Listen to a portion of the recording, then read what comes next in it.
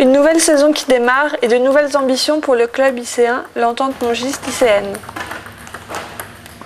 Sous les yeux et conseils de David Johnston, qui entame sa 16e saison au club, se déroule le traditionnel stage de reprise qui regroupe les joueurs et joueuses des équipes premières et secondes, ainsi que des relanceurs venant de clubs voisins.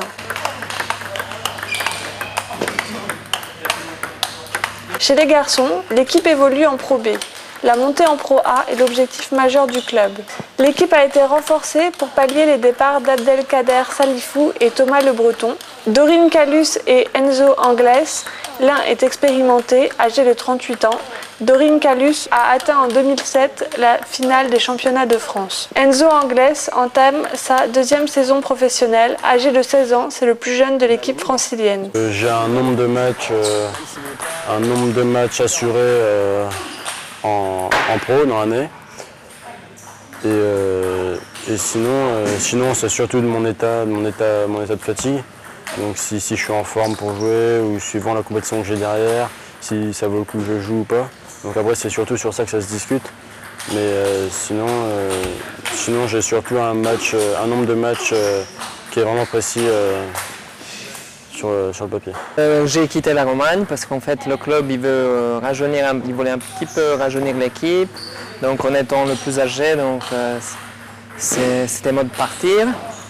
Donc j'ai eu l'opportunité d'arriver à Issy-les-Moulineaux.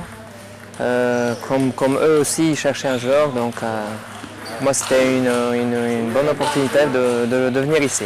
Peut-être un peu triste de quitter la Romagne aussi après tant d'années quand même. Oui, un peu triste, mais bon après un petit peu avec du recul, c'est pas plus mal d'avoir un changement parce que 8 ans là-bas avec la routine, on est moins stimulé pour voilà, c'est normalement un changement, ça met un petit peu plus de pression, on ne veut pas décevoir le club où on arrive, donc ça c'est du bien pour un sportif je pense. J'ai regardé un petit peu les équipes de Pro B pour l'année prochaine. Déjà l'année prochaine il y aura 10 équipes et il n'y a pas tellement d'équipes vraiment faibles, donc c'est assez homogène, mais je pense qu'on a une bonne équipe pour la montée. En sachant qu'il y a Chen qui a un très bon niveau apparemment, moi je ne le connais pas trop. Plus Romain qui commence à bien jouer et puis Enzo pareil. On fait des grosses séances le matin de quasiment 3 heures, donc ça commence à 10h15 jusqu'à 13h15, échauffement y compris. L'après-midi, donc sur les 5 après-midi, 3 sont destinés au panier de balle, avec pour 3 fois dans la semaine aussi un travail physique en amont. Donc 3 fois dans la semaine, ils ont commencé par 1 heure de travail physique. 3 fois du panier de balle avec une séance derrière d'1 heure. Le dernier jour, demain, étant consacré à une compétition pour l'après-midi. Donc voilà, ça fait des grosses journées puisque l'après-midi commence à 15h45 pour finir à 7h15. Voilà, donc l'idée c'est de faire du volume.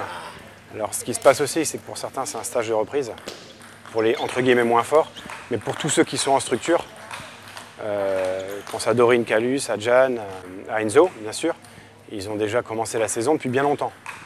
Donc c'est pas la même approche par rapport à eux, quoi.